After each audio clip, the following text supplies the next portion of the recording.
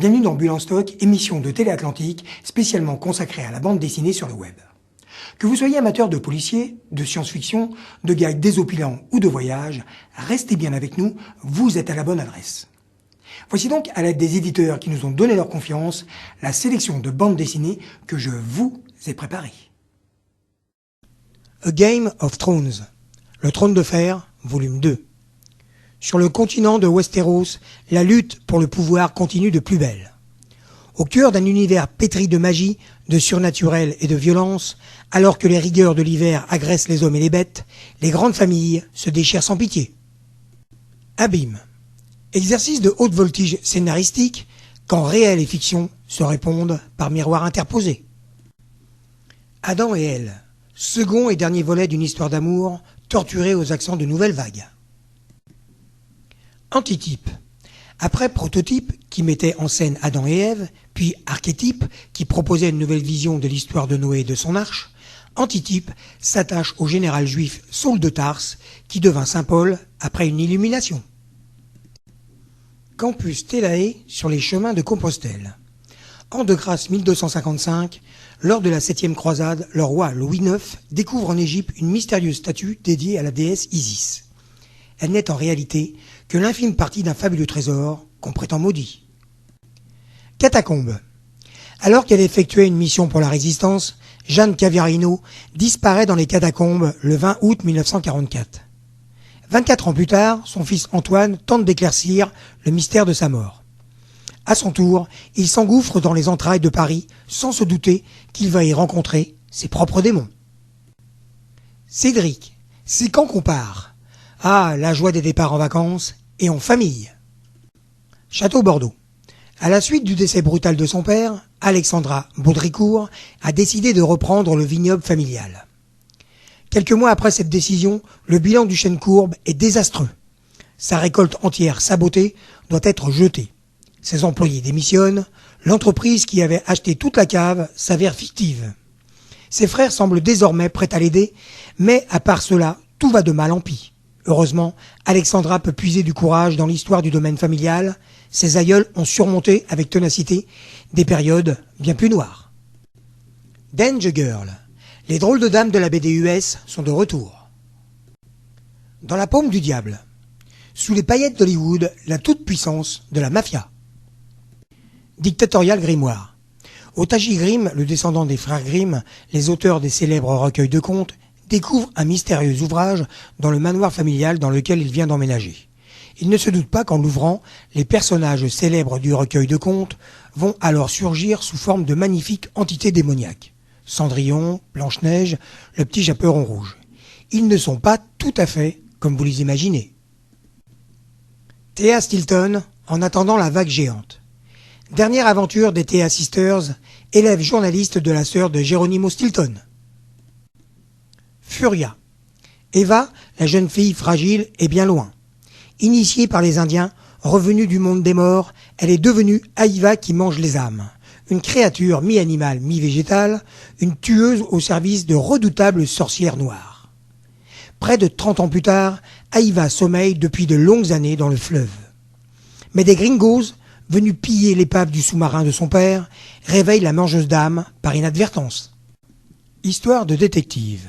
Mickey, Minnie, Dingo, Donald, en détective. On pourra découvrir dans cet album quelques histoires où il mène des enquêtes plus ou moins dangereuses, mais toujours captivantes. Hollande et ses deux femmes. Sitôt l'euphorie de la fête de départ de Nicolas Sarkozy dissipée, les Français ont commencé à s'interroger. Qui est cet homme secret et discret qui va gouverner la France ? Kezako. De nouvelles réponses par wagon aux questions les plus bidons. La bataille, tome 2. Le récit du premier jour de la bataille d'Essling, adapté du roman de Patrick Rambaud. Le convoi. La retirada, un drame occulté. Celui de républicains espagnols venus se réfugier en France en 1939, qui eurent le triste honneur d'être les premiers déportés dans les camps de concentration nazis. Le protocole Pélican. On les appelle les unités. 12 citoyens lambda qui se sont un jour trouvés prisonniers dans un lieu secret, quelque part en pleine mer. Surveillés par des compagnons, ils sont soumis à des expériences organisées par des scientifiques appelés les confidents. Le secret du château Balthazar. Niché au fond du célèbre Europa Park, le château Balthazar recèle dans ses souterrains un secret absolument incroyable. Les 5 mascottes du parc relèvent le défi et partent à la recherche de ce trésor. Bien évidemment, elles ne savent pas ce qui les attend. Le Zouave. Fin d'une quête de vérité et de justice sur fond de révolution mexicaine. Le guide des écolos en BD. Le trou de la couche d'ozone, ça, c'est plus ou moins réglé. Mais reste la diminution des ressources en eau, le dérèglement climatique, la disparition de la faune et de la flore, les pluies acides, le risque nucléaire, le gaz de schiste, et on en passe. Et nous, kidams de la rue, on est censé faire quoi? Le Petit Prince. Sur cette planète d'ordinaire placée sous le signe de la comédie, le grand bouffon a sombré dans la mélancolie et a interdit à son peuple de rire. Le Petit Prince va découvrir que le grand bouffon a été manipulé par son Premier ministre qui souhaite prendre le pouvoir. Les autres gens, tome 8. Voyage, déménagement, rupture et retrouvailles, les autres gens sont en mouvement. Les Croods. 3 histoires inédites des nouveaux héros DreamWorks. Les gardiens du sang. Nous préserverons le secret, dussions-nous trahir, mentir et tuer. Tel est l'un des préceptes des gardiens du sang, désormais en grande difficulté. Le triumvirat a réussi à détruire leur couveuse et à évincer l'organisation Mindus. Le rectificateur, bras armé de ce mystérieux ennemi, semble tout savoir et s'avère pour les gardiens du sang un adversaire bien plus redoutable que ce qu'ils pensaient. Les Montefiore. Défiler, c'est un métier, être parfaite, c'est un art.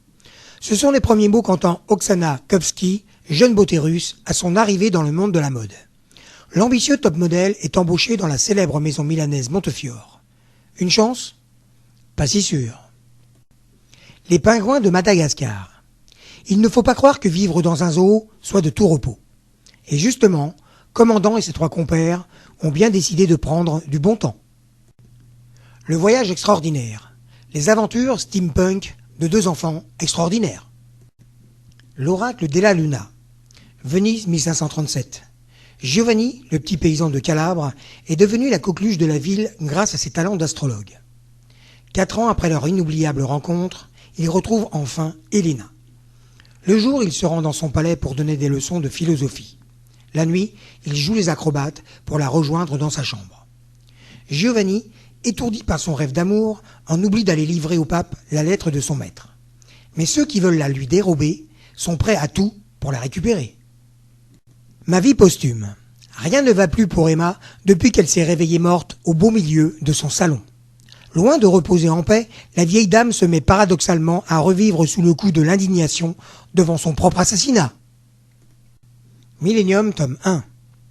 Michael Blomkvist est engagé par un vieil homme d'affaires pour enquêter sur la disparition de son héritière, disparue 44 ans plus tôt. Le journaliste est rejoint dans son enquête par Lisbeth Salander. Punk, pirate informatique surdoué, experte en close combat, Lisbeth applique sa propre notion de la justice.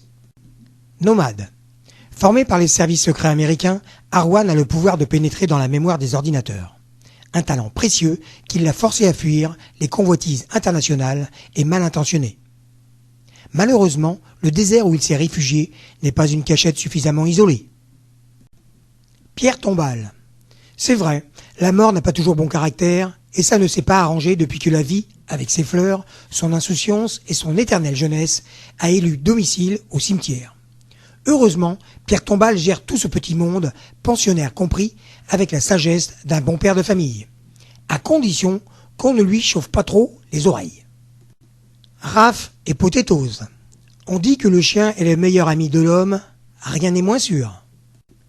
Renault sans limite.